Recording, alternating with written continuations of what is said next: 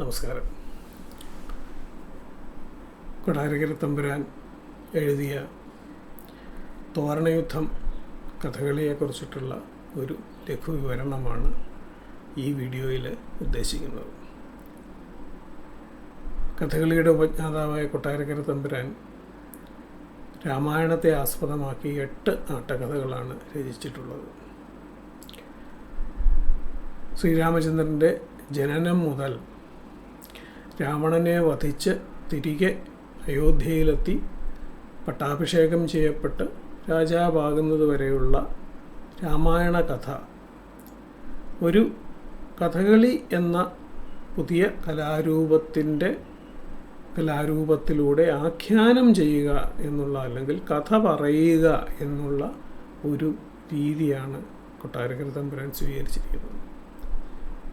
അങ്ങനെ എടുത്തു പറയാൻ കാരണം, പിന്നീട് എഴുതപ്പെട്ട, അല്ലെങ്കിൽ കോട്ടയത്ത് തമ്പുരാനിലൂടെ നവീകരിക്കപ്പെട്ടതിന് ശേഷം എഴുതപ്പെട്ട ആട്ടക്കഥകളിൽ പലപ്പോഴും നമ്മൾ കാണുന്നത്, പ്രത്യേകിച്ച് കോട്ടയത്ത് തമ്പുരാൻ്റെ ആട്ടക്കഥകളിൽ നമ്മൾ കാണുന്നത്, ഒരു നായകനെ കേന്ദ്രീകരിച്ചിട്ട് ഒരു രസത്തെ പരിപോഷിപ്പിക്കുന്ന രീതിയിലൊക്കെയുള്ള, തികച്ചും നാട്യത്തെയും നാട്യധർമ്മിയെയും ഒക്കെ മനസ്സിൽ കണ്ടുകൊണ്ടുള്ള രചനാരീതിയാണ് പലപ്പോഴും മിക്ക ആട്ടക്കഥകൾക്കും നമ്മൾ കാണുന്നത്. നളചരിതമൊക്കെ കുറച്ച് വ്യത്യാസമാണെങ്കിലും അവിടെയും നായകന് പ്രാധാന്യം കൊടുത്തുകൊണ്ടും നായികയ്ക്ക് പ്രാധാന്യം കൊടുത്തുകൊണ്ടുമുള്ള ഒരു രീതിയാണ്. എന്നാൽ കൊട്ടാരക്കര തമ്പുരാൻ അങ്ങനെയുള്ള കാര്യങ്ങൾക്കൊന്നും മുതിരാതെ രാമായണ കഥ, അതിൽ ഓരോ ഭാഗത്തും ഓരോ കഥാപാത്രത്തിനും സംഭവത്തിനും എന്താണോ മൂലകഥയിലുള്ള പ്രാധാന്യം, ആ പ്രാധാന്യം മാത്രം നൽകിയും ആ പ്രാധാന്യം മുഴുവനായി നൽകിയും ഒരു കഥ പൂർണ്ണമായത് രാമായണം വായിക്കുന്നത് പോലെയുള്ള അനുഭവമാണ് ഈ 8 ആട്ടക്കഥകളും കണ്ടു കഴിയുമ്പോൾ തോന്നുന്നത്. പ്രത്യേകിച്ച് ഏതെങ്കിലും ഒരു നായകനെ വളർത്താനോ മറ്റോ, ഇപ്പോൾ നമ്മൾ കോട്ടയത്ത് തമ്പുരാൻ്റെ കഥകൾ എടുത്തു കഴിഞ്ഞാൽ നമുക്കറിയാം, ഇപ്പോൾ കലയോധത്തിലാണെങ്കിൽ അർജുനൻ എന്ന നായകനെ പ്രതിഷ്ഠിച്ച് ആ നായകൻ്റെ മഹത്വം വ്യക്തമാക്കുന്ന രീതിയിൽ അതിനോട് ചുറ്റി സംഭവങ്ങൾ ചേർത്ത് വയ്ക്കുകയാണ് ചെയ്യുന്നത്. മറ്റൊരു തരത്തിൽ പറഞ്ഞു കഴിഞ്ഞാൽ, വലിയ മരങ്ങൾ കാണുകയും ആ മരങ്ങൾക്ക് താഴെ നിൽക്കുന്ന കാടുകളെ സെക്കൻഡറിയായി കാണുകയും ചെയ്യുന്ന, ഒരു വലിയ മരത്തെ ചുറ്റിപ്പറ്റിക്കൊണ്ട് കാട് കാണുന്ന ഒരു രീതി ആണ് കോട്ടയത്ത് തമ്പുരാൻ സ്വീകരിച്ചിട്ടുള്ളത്. ധർമ്മപുത്രർ കർമ്മിലോകത്തിലാണെങ്കിൽ ധർമ്മപുത്രർ, കല്യാണ സൗന്ദര്യത്തിലാണെങ്കിൽ ഹനുമാനും പ്രത്യേകിച്ച് ഭീമൻ്റെ ശൃംഗാരരസത്തിനവിടെ പ്രാധാന്യം കൊടുത്തിരിക്കുന്നു. ധർമ്മപുത്രർക്ക് കർമ്മിലോകത്തിലാണെങ്കിൽ ധർമ്മപുത്രരുടെ ശോകത്തിന് പ്രാധാന്യം കൊടുത്തിരിക്കുന്നു. ഇവിടെ അങ്ങനെയൊന്നും ഒരാൾക്കും ഏതെങ്കിലും സ്ഥലത്ത് കൂടുതൽ ഇമ്പോർട്ടൻസോ കുറവ് ഇമ്പോർട്ടൻസോ, ഏതെങ്കിലും ഒരു സംഭവത്തിന് കൂടുതൽ ഇമ്പോർട്ടൻസോ കുറവ് ഇമ്പോർട്ടൻസോ ഇല്ല. രാമായണത്തിൽ ഇങ്ങനെ എന്ത് പറഞ്ഞിരിക്കുന്നു, രാമായണത്തിൽ എന്താണോ പ്രാധാന്യം, അത് തന്നെയാണ് ഇവിടെ എല്ലാം കൊടുത്തിരിക്കുന്നത്. അപ്പോൾ അങ്ങനെ നേരത്തെ പറഞ്ഞതുപോലെ പട്ടാഭിഷേകം മുതൽ ഉത്രകാമേഷ്ടി മുതൽ പട്ടാഭിഷേകം വരെ 8 ആട്ടക്കഥകളാണ് അദ്ദേഹം രചിച്ചിരിക്കുന്നത്. ഈ 8 ആട്ടക്കഥകൾ 8 പ്രത്യേക ആട്ടക്കഥകളായിട്ടാണോ രചിക്കപ്പെട്ടതെന്ന് പോലും സംശയം ഉണ്ടാകുന്ന രീതിയിലുള്ള തുടർച്ചയാണ് ഓരോ ആട്ടക്കഥയ്ക്കും അടുത്ത ആട്ടക്കഥയ്ക്കുമായിട്ടുള്ളത്. ഉദാഹരണത്തിന്, ബാലിവധം എവിടെ തീരുന്നോ, ബാലിയെ വധിച്ചെടുത്ത് തീരുന്ന ബാലിവധത്തിൽ നിന്ന് തോരണയുദ്ധം തുടങ്ങുന്നത്, ആ വധത്തിന് ശേഷം സുഗ്രീവൻ തൻ്റെ സഖ്യം മറന്നുകൊണ്ട് കിഷ്കിന്ധയിൽ ഇരിക്കുമ്പോൾ ഭഗവാൻ ശ്രീരാമചന്ദ്രൻ ലക്ഷ്മണനെ അവിടേക്ക് അയക്കുന്നതാണ്. അതായത് കഴിഞ്ഞതിൻ്റെ തുടർച്ചയായിട്ട് തന്നെയാണ്. മറ്റൊരു കാര്യം ഇവിടെ ശ്രദ്ധിക്കേണ്ടത്, സാധാരണ മറ്റാട്ടക്കഥകളിലൊക്കെ കാണുന്നത് പോലെ ആ സന്ദർഭം പറയാൻ വേണ്ടിയിട്ടൊരു നിലപ്പദമോ, അല്ലെങ്കിൽ നായകനെ വർണ്ണിക്കാൻ വേണ്ടി ഒരു നിലപ്പദമോ, അല്ലെങ്കിൽ നായകൻ്റേതായ ഒരു പുറപ്പാടോ, അല്ലെങ്കിൽ ഒരു പുറപ്പാട് പദമോ ഒന്നും ഇവിടെ രചിച്ചിട്ടില്ല. തുടക്കം മുതൽ കഥ എങ്ങനെ പറഞ്ഞു പോവുകയാണ്. ഏറ്റവും ആദ്യത്തെ ആട്ടക്കഥയായ ഉത്രകാമേഷ്ടി എടുത്താൽ പോലും തുടക്കം തൊട്ട് തന്നെ ഒരു കഥ ഇങ്ങനെ അങ്ങ് പറഞ്ഞു തുടങ്ങുകയാണ്. പിന്നീട് കഥ ഇങ്ങനെ മുമ്പോട്ട് പോവുകയാണ്. അപ്പോൾ 8 ആട്ടക്കഥകളാണ് അദ്ദേഹം രചിച്ചിട്ടുള്ളത് എന്ന് പറഞ്ഞു. ഇതിനെ എങ്ങനെയാണ് വിഭജിച്ചിരിക്കുന്നത്, നേരത്തെ പറഞ്ഞതുപോലെ ഒറ്റ തുടർച്ചയെ 8ആയിട്ട് വിഭജിച്ചാണ് നമ്മൾ ഇപ്പോഴും അതിനെ അപ്രോച്ച് ചെയ്യുന്നത്.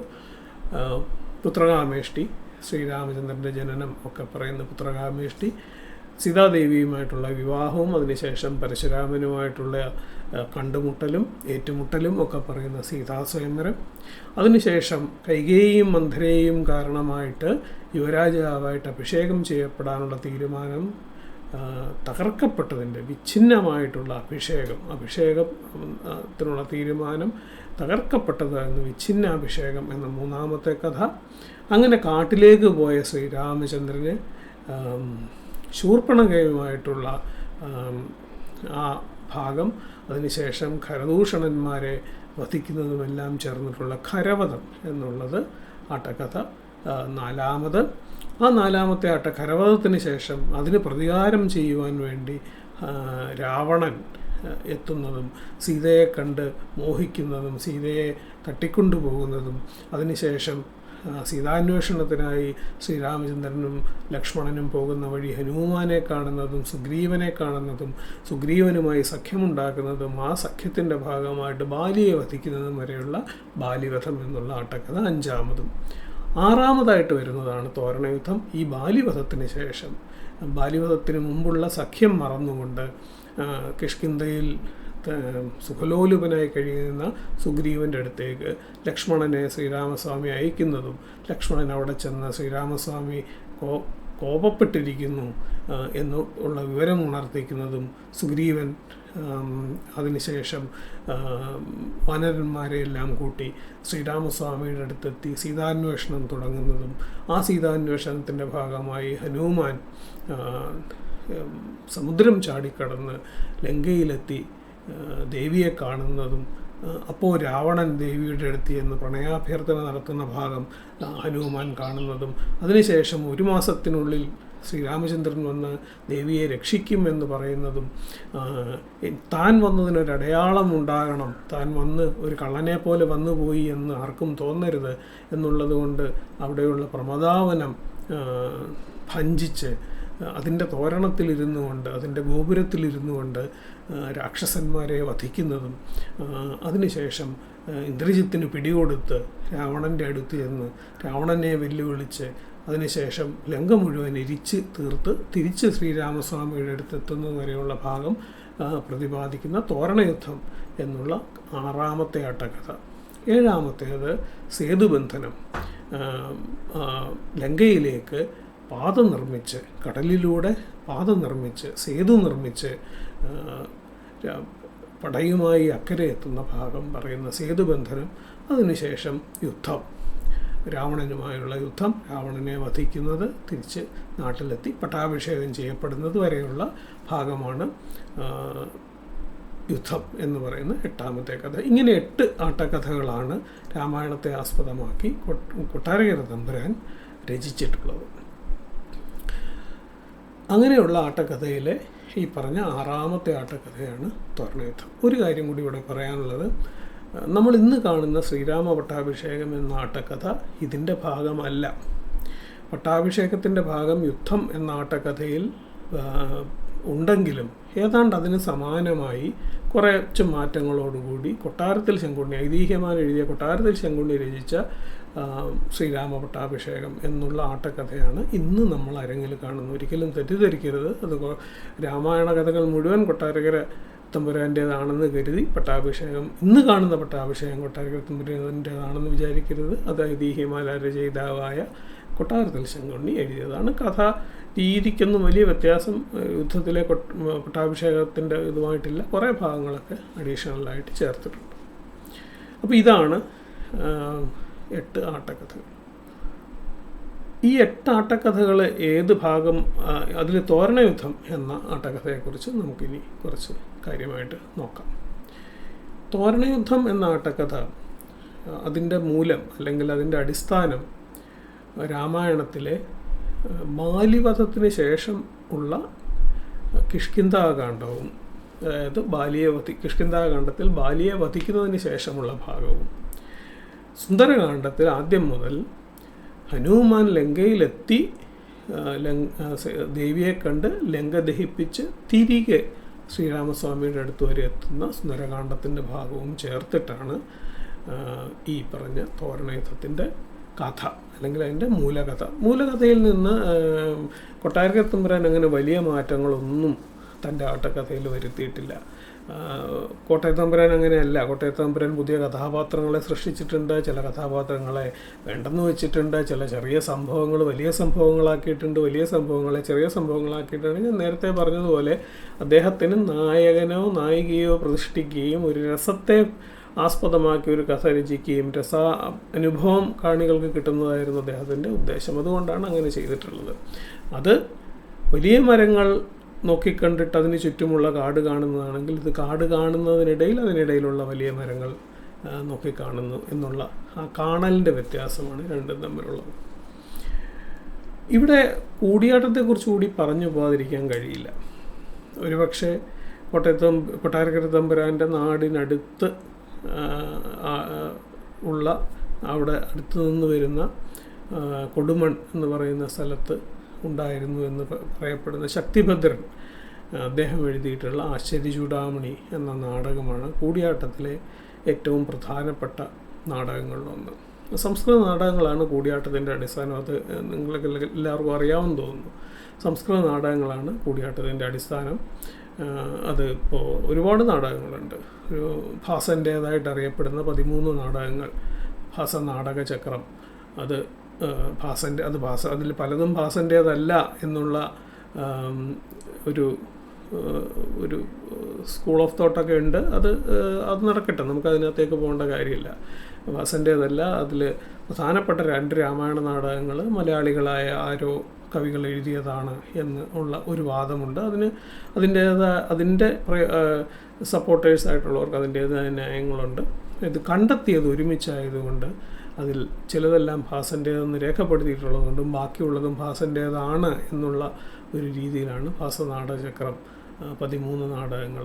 അത് ഊരുഭംഗം, കർണഭാരം, അതോടൊപ്പം തന്നെ സ്വപ്നവാസവദത്തം, അങ്ങനെയുള്ള പല നാടകങ്ങളും അതിനകത്ത് വരുന്നുണ്ട്. അതോടൊപ്പം തന്നെയാണ് 2 രാമായണ നാടകങ്ങളായിട്ടുള്ള പ്രതിമ നാടകവും അഭിഷേക നാടകവും എന്നുള്ള 2 സംസ്കൃത നാടകങ്ങൾ രാമായണവുമായിട്ട് ബന്ധപ്പെട്ടിട്ടുള്ളതാണ്.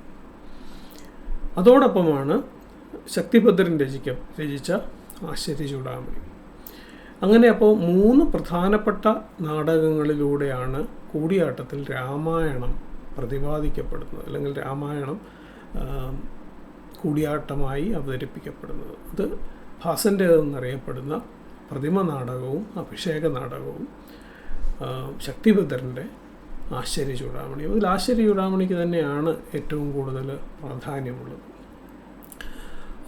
പ്രതിമ നാടകം ഏതൊക്കെയാണ് ഭാഗങ്ങളാണ് കവർ ചെയ്യുന്നതെന്നുള്ള അങ്ങനെയുള്ള ഡീറ്റെയിൽസിലേക്ക് ഞാനിപ്പോൾ പോകുന്നില്ല. അത് മറ്റൊരു അവസരത്തിൽ നമുക്ക് വേണമെങ്കിൽ ചർച്ച ചെയ്യാം. അത് ഒരുപാട് സമയമെടുക്കുമെന്നുള്ളതുകൊണ്ടാണ്.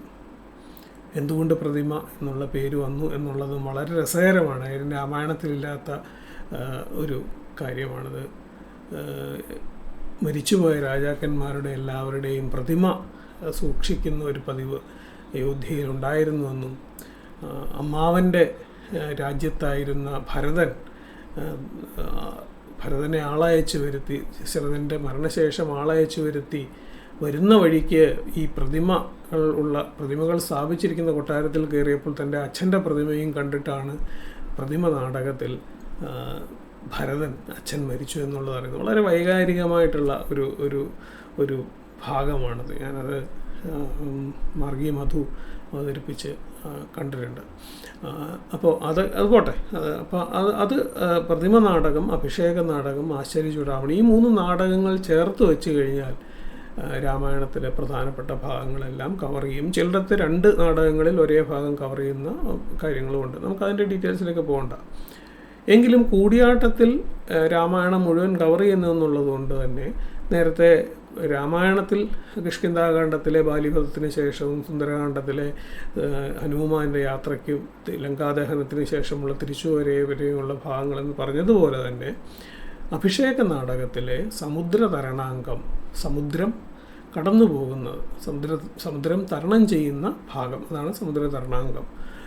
അതുപോലെ തന്നെ തോരണയുദ്ധാംഗം, തോരണത്തിലിരുന്നു കൊണ്ട്, അശോകവനികയുടെ തോരണത്തിലിരുന്നു കൊണ്ട് ഹനുമാൻ നടത്തുന്ന യുദ്ധം ആ ഭാഗം എന്നുള്ള അർത്ഥത്തിൽ തോരണയുദ്ധാംഗം. ഇങ്ങനെ രണ്ട് ഭാഗങ്ങൾ, രണ്ട് അംഗങ്ങളും അതുപോലെ തന്നെ ആശ്ചര്യ ചൂടാമണിയിലെ അശോകവനികാംഗവും അശോകവനികയിൽ സീതയിരിക്കുന്നതും രാവണൻ അവിടേക്ക് പ്രവേശിക്കുന്നതും ഒക്കെ പ്രതിപാദിക്കുന്ന അശോകവനികാംഗം. ഇങ്ങനെ രണ്ട് നാടകങ്ങളിലായിട്ടുള്ള 3 അംഗങ്ങൾ, 3 രംഗങ്ങളിലായിട്ടാണ് തോരണയുദ്ധം ആട്ടക്കഥയിൽ പ്രതിപാദിക്കുന്ന ഭാഗം കൂടിയാട്ടത്തിൽ കവർ ചെയ്യുന്നത്.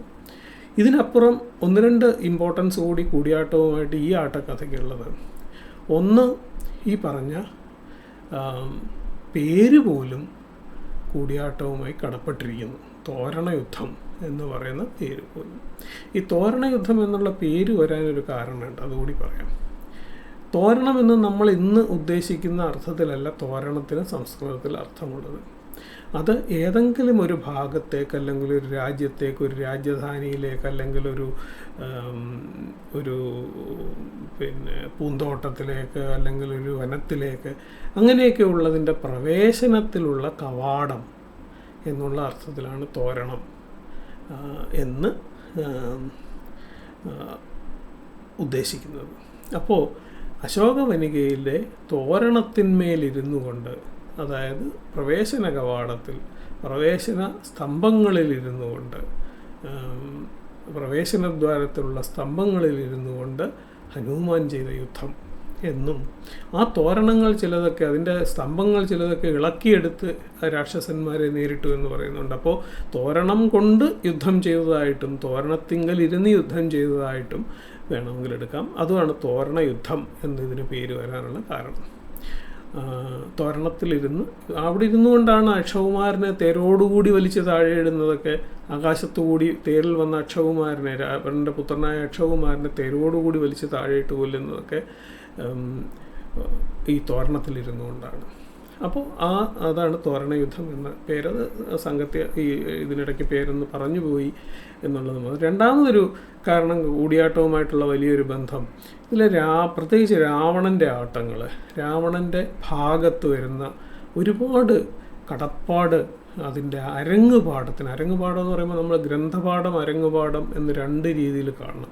കഥകളിയുടെ ആട്ടക്കഥ അല്ലെങ്കിൽ അതിൻ്റെ സാഹിത്യത്തിൽ നമ്മൾ ഗ്രന്ഥപാഠം എന്ന് പറയുമ്പോൾ അതിനെ വികസിപ്പിച്ചെടുത്തിട്ടാണ് ആചാര്യന്മാർ അത് അരങ്ങിൽ അവതരിപ്പിക്കാൻ വേണ്ടി ഒരു അരങ്ങുപാഠം ഉണ്ടാക്കുന്നത്. തോരണയുദ്ധത്തിൽ വളരെ പ്രസക്തമാണ് ഈ അരങ്ങുപാഠം. രാവണോത്ഭവത്തിൽ പ്രസക്തമാണ്, നരകാസുരവധത്തിൽ പ്രസക്തമാണ്, മറ്റു കഥകളിലും പ്രസക്തമാണെങ്കിൽ ഇതിലാണ് കൂടുതൽ പ്രസക്തമാകുന്നത്. ഈ ചെറിയ ഗ്രന്ഥത്തിലെ ചെറിയ കാര്യങ്ങളെ എടുത്ത് വലിയ കാര്യങ്ങളാക്കി മാറ്റുന്ന ഒരു തന്ത്രം, അരങ്ങിൽ അത് വലിയ കാര്യങ്ങളാക്കി മാറ്റും. നമുക്കതിൻ്റെ ഡീറ്റെയിൽസിലേക്ക് വരുമ്പോൾ ഞാനത് വ്യക്തമാക്കി പറയാം.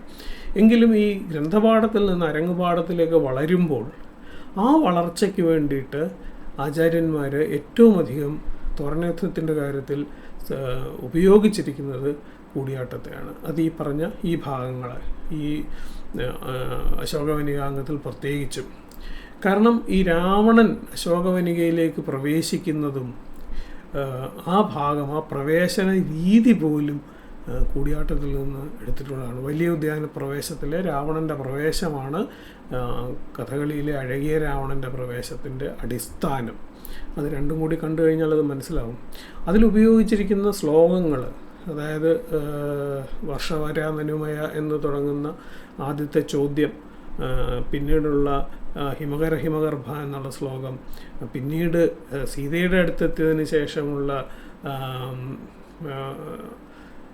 ആയിരുന്നു രാജച്യുതം, ഏതേ സ്വർഗവിഭൂഷണം, അതുപോലെ ഒരു ശ്ലോകം കൂടിയുണ്ട്.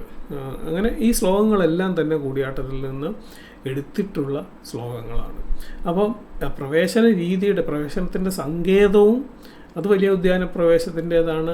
സീതയ്ക്ക് ഓരോ കാഴ്ചദ്രവ്യങ്ങൾ കൊടുക്കുന്നത് വലിയ ഉദ്യാന പ്രവേശത്തിൽ ഉള്ള രാവണൻ്റെ രീതി തന്നെയാണ്. അങ്ങനെ കൂടിയാട്ടവുമായിട്ട് രാവണൻ്റെ ആട്ടം വളരെയധികം നേരിട്ട് തന്നെ ബന്ധപ്പെട്ടിരിക്കുന്നു.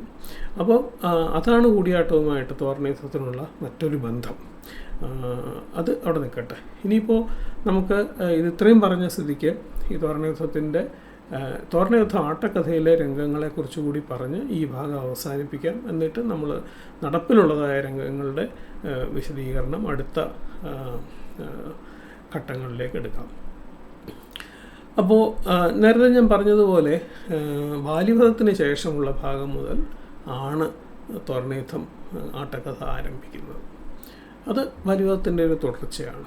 ഇങ്ങനെ ബാലിവധത്തിന് ശേഷം രാജാവായി അഭിഷേകം ചെയ്യപ്പെട്ട സുഗ്രീവൻ ബാലി ഭാര്യയാക്കി വെച്ചിരുന്ന താരയെ വീണ്ടും തൻ്റെ ഭാര്യയാക്കി സസുഖം കഴിയുകയും ശ്രീരാമസ്വാമിയുമായി ചെയ്ത സഖ്യം മറന്നുപോവുകയും അതിനെക്കുറിച്ച് കൂടുതലൊന്നും പ്രവർത്തിക്കാതിരിക്കുകയും ചെയ്ത് കാലമേറെ കഴിഞ്ഞിട്ടും സീതാദേവിയെ അന്വേഷിക്കുക എന്നുള്ള ദൗത്യം സുഗ്രീവൻ ഏറ്റെടുക്കാത്തത് കണ്ടിട്ട് ശ്രീരാമസ്വാമി ലക്ഷ്മണനെ അത് അന്വേഷിക്കുവാനായിട്ട് അയക്കുന്നു. അങ്ങനെ ലക്ഷ്മണൻ കിഷ്കിന്ധയിലെത്തുന്ന രംഗത്തോടു കൂടിയാണ് ആട്ടക്കഥ ആരംഭിക്കുന്നത്.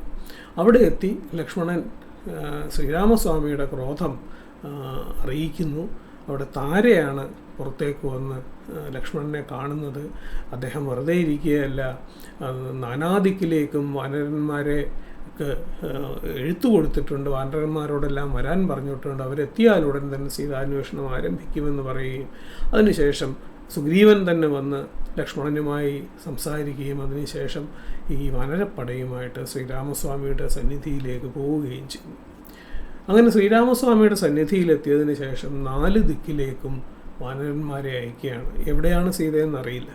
അപ്പം 4 ദിക്കിലേക്കും അയക്കുന്ന വാനരന്മാരുടെ കൂട്ടത്തിൽ തെക്ക് ദിക്കിലേക്ക് പോകുന്നവരുടെ സംഘത്തിലാണ് പ്രധാനികളായ ജാമ്പവാൻ, അങ്കദൻ, ഹനുമാൻ എന്നിവരുള്ളത്. പിന്നീട് മറ്റ് ആൾക്കാരുണ്ട്, എനിക്കൊന്ന് നളൻ എന്നൊക്കെ പറയുന്ന വാനരന്മാരുണ്ടെങ്കിലും പ്രധാനികൾ അങ്കദനും ജാമ്പവാനും ഹനുമാനുമാണ്. അങ്ങനെ പോകുന്ന ഈ സംഘങ്ങളിൽ നിന്ന് ശ്രീരാമസ്വാമി ഹനുമാനെ അടുത്ത് വിളിച്ച് തൻ്റെ കയ്യിൽ നിന്ന് അത്ഭുതാങ്കുലീയം, അവിടെയും കൂടിയാട്ടവുമായിട്ടൊരു സാമ്യമുണ്ട്, തൻ്റെ കയ്യിൽ നിന്നൊരു മോതിരം ഊരിക്കൊടുത്തു എന്നാണ് വാൽമീകി രാമായണം പറയുന്നതെങ്കിൽ ഋഷിമാർ നൽകിയ അത്ഭുതകരമായ അങ്കുലീയം, അതാണ് അത്ഭുതാങ്കുലീയം എന്ന് പ്രതിപാദിക്കുന്നത് കൂടിയാട്ടത്തിലാണ്. ആ അത്ഭുതാങ്കുലീയം കൊടുത്തു എന്നാണ് ആട്ടകഥയും പറയുന്നത്. ആ അത്ഭുതാങ്കുലീയം ഹനുമാന് കൊടുത്തിട്ട് അദ്ദേഹത്തെ യാത്രയാക്കുകയാണ്. അപ്പോൾ ഹനുമാനായിരിക്കും കണ്ടുപിടിക്കുക എന്നുള്ളത് ശ്രീരാമസ്വാമിക്ക് ഏതാണ്ട് ഉറപ്പായിരുന്നു. അങ്ങനെ പോകുന്ന തെക്ക് ദിക്കിലേക്ക് പോകുന്നവർ കുറേ നടന്ന് ഒടുവിൽ അവർ എങ്ങും എത്താതെ അതിനിടയിൽ ഒരു അസുരനെ അങ്കദൻ വധിക്കുന്ന ഒരു രംഗമുണ്ട്. ഒരു പക്ഷേ വേഷവൈവിധ്യത്തിന് വേണ്ടി ചെയ്തായിരിക്കും. രാമായണത്തിൽ ആ കഥയുണ്ട്, എന്താ പേര് ഞാൻ മറന്നുപോയി, ഒരു അസുരനെ വധിക്കുന്നുണ്ട്. ആ വധിച്ചതിന് ശേഷം ഇവരിങ്ങനെ നടന്ന് ക്ഷീണിച്ച് വരുമ്പോൾ അവർക്ക് ഭക്ഷണവും വെള്ളവും ഒന്നും കിട്ടാതെ അവർ വിഷമിച്ചിരിക്കുന്നു. അവിടെ ഒരു പ്രദേശത്ത് മുഴുവൻ വരണ്ട് കിടക്കുന്ന ഒരു പ്രദേശത്ത് അവരെത്തിപ്പെടുന്നു. അവിടെ കിടന്ന് മരിച്ചു പോകുമോ എന്ന് തോന്നുമ്പോൾ ചില പക്ഷികൾ പറന്നു വരുന്നു. അവരുടെ ശരീരത്തിൽ നിന്ന് വെള്ളത്തുള്ളികൾ വീഴുന്നതും നടന്നു വരുന്ന മൃഗങ്ങളുടെ കാലിൽ ചളി പറ്റിയിരിക്കുന്നതും കണ്ടിട്ട് ഇവിടെ അടുത്തെവിടോ ജലമുണ്ട് എന്ന് പറഞ്ഞ് അവരൊരു ഗുഹയിലേക്ക് കിടക്കുന്നതും ഇവിടെ സ്വയംപ്രഭ എന്ന് പറയുന്ന ഒരു സ്ത്രീ അല്ലെങ്കിൽ ഒരു തപസ്വിനി കാത്തു സൂക്ഷിക്കുന്ന വളരെ മനോഹരമായ ഒരു കൊട്ടാരം അല്ലെങ്കിൽ ഒരു രാജ്യം, ഒരു നഗരം, അതിനകത്തേക്ക് ഈ ഗുഹയ്ക്കകത്തേക്ക് എത്തുന്നതും സ്വയംപ്രഭയുമായി സംസാരിക്കുന്നതും സ്വയംപ്രഭയെ ശ്രീരാമസന്നിധിയിലേക്ക് പറഞ്ഞയക്കുന്നതും ഒക്കെ ആയിട്ടുള്ള ഭാഗങ്ങൾ. അതൊരു വേറൊരു കഥയാണ്. ഞാനത് പിന്നീട് എപ്പോഴെങ്കിലും ഒരു അവസരം കിട്ടുമ്പോൾ താല്പര്യമുണ്ടെങ്കിൽ സ്വയംപ്രഭയുടെ കഥ അത് ഈ കൊട്ടാരത്തിൻ്റെ ഉടമസ്ഥ എന്ന് പറയുന്നത് ശരിക്കും പറഞ്ഞു കഴിഞ്ഞാൽ ഹേമ എന്ന് പറയുന്ന അപ്സരസാണ്. ഈ ഹേമയുടെ മകളാണ് മണ്ഡോദരി. ഹേമയ്ക്ക് മയാസുരനിൽ ഉണ്ടായ, ഹേമ എന്ന അപ്സരസിന് മയാസുരനിലുണ്ടായ മകളാണ് മണ്ഡോദരി. മണ്ഡോദരിയെ ഉപേക്ഷിച്ചിട്ട് പോവുകയാണ് ചെയ്യുന്നത് ഹേമ തിരിച്ച്. ആ ഹേമയുടേതായിരുന്നു ഈ ഹേമയ്ക്ക് മയാസുരനുണ്ടാക്കി കൊടുത്തതാണ് ഈ നഗരമെന്നും അവിടെ അത് നോക്കി നടത്താനാണ് സ്വയംപ്രഭ എന്ന തപസ്വിനിയെ നിയോഗിക്കുന്നതെന്നും ഒക്കെ കഥയുണ്ട്. അവിടെ നിന്ന് തിരിച്ചെത്തിക്കഴിഞ്ഞതിന് ശേഷം സമ്പാദിയെ കാണുകയും, സമ്പാദി എന്ന് പറയുന്നത് ജടായുവിൻ്റെ സഹോദരനാണ്. അതായത് സൂര്യദേവൻ്റെ തേരാളിയായ അരുണൻ്റെ മക്കളാണ് ഈ സമ്പാദിയും ജടായുവും. ഒരിക്കൽ ഇവർ മത്സരിച്ച് സൂര്യൻ്റെ അടുത്തേക്ക് പറന്നു പോവുകയും ജടായുവിൻ്റെ ചിറക് കരിയും എന്ന് കണ്ടിട്ട് സമ്പാദി ജടായുവിനെ മറച്ചു പിടിക്കുകയും സ്വയം ചിറക് കരിഞ്ഞ് നിലത്ത് വീഴുകയും അങ്ങനെ പറക്കാനാവാത്ത പക്ഷിയായി കിടക്കുന്ന സമ്പാദിയാണ് ലങ്കയിലേക്ക് ഈ സീതയെ കൊണ്ടുപോയിട്ടുണ്ട് എന്ന് പറയുന്നതും, അങ്ങനെ ലങ്കയിലേക്ക് പോകാൻ വേണ്ടി ഹനുമാനെ ജാമ്പവാൻ പറഞ്ഞ് ഹനുമാൻ്റെ വീര്യമുണർത്തി മഹേന്ദ്രപർവ്വതത്തിൻ്റെ മുകളിൽ നിന്ന് ഹനുമാൻ സമുദ്രം തരണം ചെയ്തുകൊണ്ട് മൈനാകത്തെ കാണുന്നുണ്ട്. അവിടെ മൈനാകത്തെ കാണുന്നു. സുരസ എന്ന രാക്ഷസിയെ അവരുടെ വായിലൂടെ കയറി ചെവിയിലൂടെ തിരിച്ചിറങ്ങി അവരെ വധിച്ച് പോകുന്നു. അതുപോലെ തന്നെ ഛായാഗ്രഹിണി സിംഹിക എന്ന് പറയുന്ന നിഴല് പിടിച്ച് ആൾക്കാരെ കൊല്ലുന്ന രാക്ഷസിയെ വധിക്കുന്നു. അതിനുശേഷം ലങ്കയിലെത്തി ലങ്കാലക്ഷ്മിയെ ശാപമോക്ഷം കൊടുക്കുന്നു. ലങ്കാലക്ഷ്മിയുടെ കഥയും ഇതുപോലെ തന്നെ വളരെ പ്രാധാന്യമുള്ള കഥയാണ്. അത് ആ ഭാഗത്തെത്തുമ്പോൾ പറയാം. ലങ്കാലക്ഷ്മിയെ ശാപമോക്ഷം കൊടുത്ത് അശോകവനികയിലെത്തി ദേവിയെ കാണുന്ന ഭാഗം എത്തുമ്പോഴാണ് രാവണൻ്റെ പ്രവേശം. അഴകിയ രാവണൻ എന്ന് പറയപ്പെടുന്ന അഴകി രാവണൻ എന്നും അഴകിയ രാവണൻ എന്നും പറയപ്പെടുന്ന രാവണൻ്റെ പ്രവേശം. ആ ഭാഗം ഡീറ്റെയിൽ ആയിട്ട് പിന്നെ പറയാം. അതിനുശേഷം ഹനുമാൻ സീതയെ കാണുന്നു. സീതയെ കണ്ടതിന് ശേഷം പ്രമദാവനം ഭഞ്ജിച്ച് രാക്ഷസന്മാരെ കൊന്നൊടുക്കുന്നു. അക്ഷകുമാരനെ കൊല്ലുന്നു. അതിനുശേഷം ഇന്ദ്രജിത്തിന് പിടികൊടുത്തുകൊണ്ട് ഇന്ദ്രജിത്തിൻ്റെ ബ്രഹ്മാസ്ത്രം ഏറ്റ് തളർന്ന് രാവണൻ സന്നിധിയിലെത്തി രാവണനുമായി തർക്കിക്കുന്നു. രാവണൻ വാലിൽ തീ കൊളുത്തിവിടാൻ പറയുന്നു. അതിനുശേഷം ലങ്കാദഹനത്തിന് ശേഷം തിരികെ എത്തി ദേവി മറുപടിയായി കൊടുത്ത ആശ്ചര്യ ചൂടാമണി ശ്രീരാമസ്വാമിക്ക് സമർപ്പിക്കുന്നതോടുകൂടിയാണ് തോരണയുദ്ധം കഥ അവസാനിക്കുന്നത്. ഇതിൽ സമുദ്രതരണം മുതലുള്ള മഹേന്ദ്രപർവ്വതത്തിൻ്റെ മുകളിൽ നിന്ന് സമുദ്രതരണം മുതൽ തിരിച്ച് ലങ്ക തീവച്ച് നശിപ്പിച്ചതിന് ശേഷം ഇനി തിരികെ പോകാം എന്ന് പറയുന്നത് വരെയുള്ള ഭാഗം മാത്രമാണ് ഇപ്പോൾ അവതരിപ്പിക്കുന്നത്. അതിൻ്റെ കൂടുതൽ വിവരങ്ങൾ മറ്റൊരു വീഡിയോ ആയിട്ട് പിന്നീട്. നമസ്കാരം.